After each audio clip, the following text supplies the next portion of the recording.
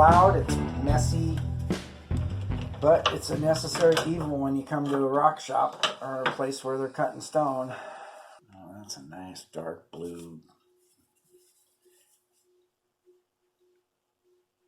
It's just a fucking noisy thing.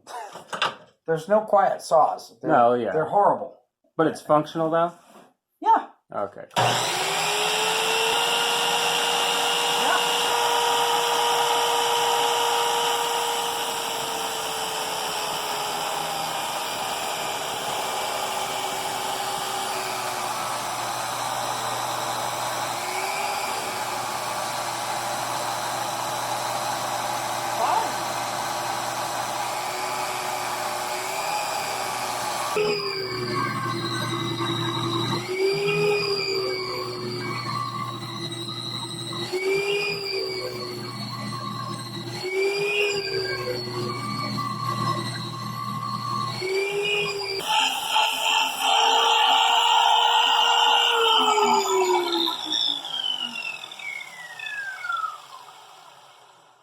Oh, that's good looking.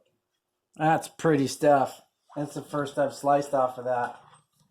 And look at that purple. That is some deep purple.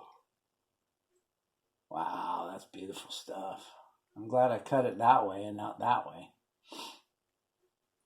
Because it's got that.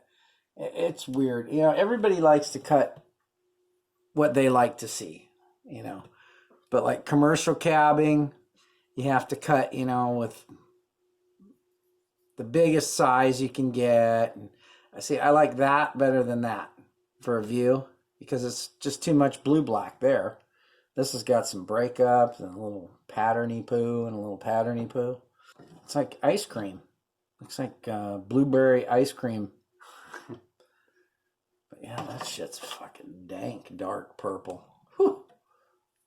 The Diamond Pacific Genie was purchased in 1992 at the Quartzsite Gem and Mineral Festival. I bought it. I'd wanted it for a long time. And I've only recently replaced 2 of the wheels on it. And it's been 30 years since I bought it. 80 grit, 120 grit, or 220 grit. 80 grit, 220 grit, 220 grit soft, 600, 1200, 3000 grit. These 4 wheels are all 30 years old. These are my 2 newest wheels. They're the roughers. They're solid wheels. Everybody that uses a cabbing machine, if they're smart, they have one that's 6 fixed wheels.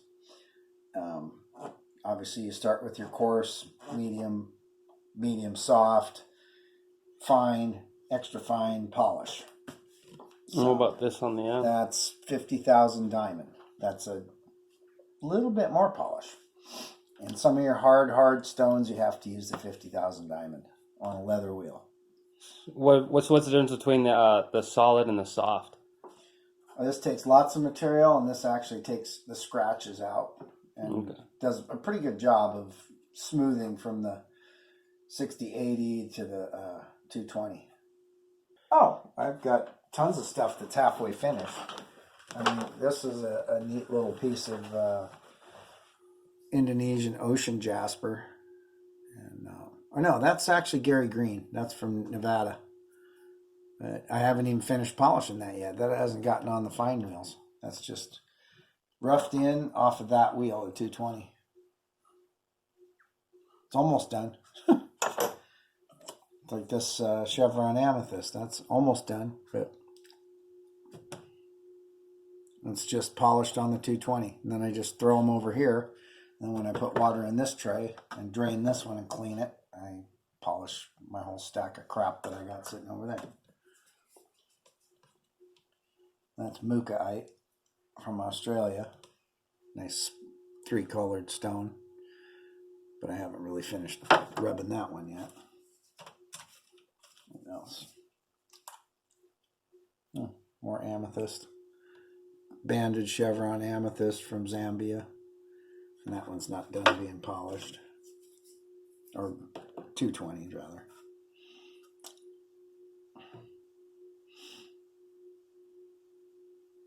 That's not petrified wood. That's an agate. So I'm noticing these stencils over here.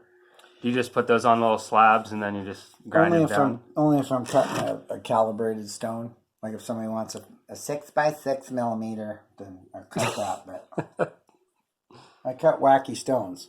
I mean... So all these ones that you're showing me are freehand? Yeah. Yeah, I just freewheel. Because, I mean, really, people that do custom jewelry want custom stones. They don't want the... Cookie cutter. Yeah, they don't want 6x6 or 10x10 or...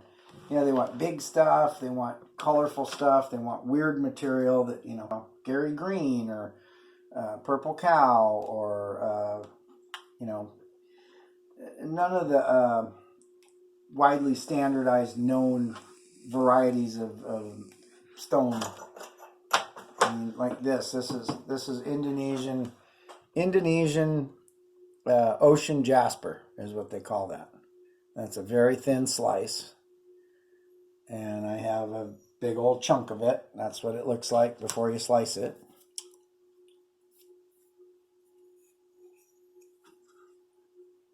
And it's just beautiful. I mean, there's banding and patterning in that, and it's translucent.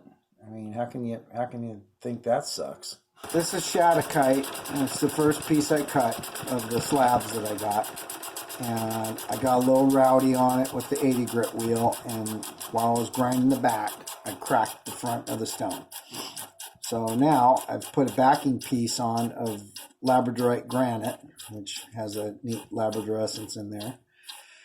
I'm going to trim that, thin that out so it's even across the back, and then recut the top of this.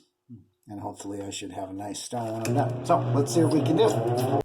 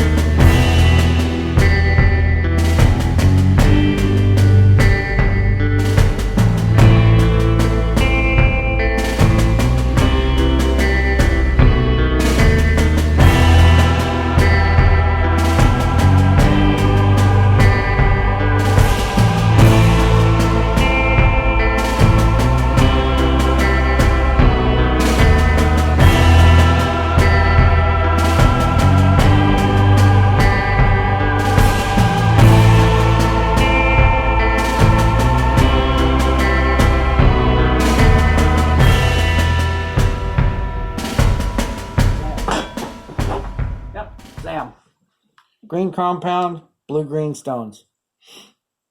Don't know why. It's just what works. Now you can use white compound or red compound, but the white diamond's pretty good, but I just go with green. Go green!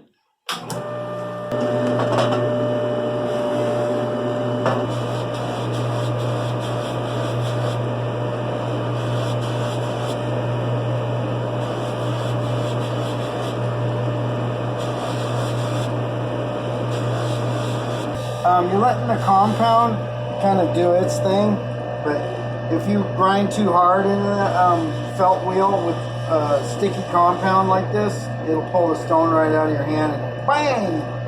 Just blow it up on the metal. So yeah, I mean, you're petting the felt wheel. If you go, oh, and you hear the motor slow down, you're pushing way too fucking hard. This is just a very gentle process of petting the wheel with the compound on it. But you can push harder, but you're going to end up with not this finish. You will get a string impression finish in your soft stones with ZAM and too much pressure. And there may be somebody that disagrees with me, but I don't really give a fuck. You know, it's worked. So let's do the white paper test and see if this makes anybody excited.